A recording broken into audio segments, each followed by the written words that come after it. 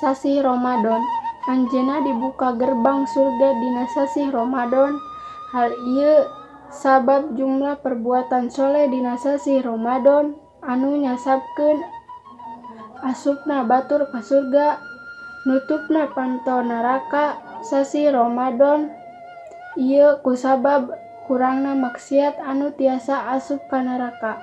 Setan-setan dibabas dina sasi Ramadan.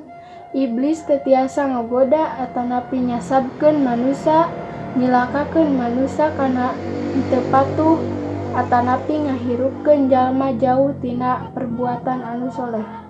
Sapertos iblis henteu salian sasi Ramadan nyegah jalma dina sasi anu berkah ieu tina ngalakukeun hal-hal anu kejam mangrupikeun rahmat pikeun umat Islam.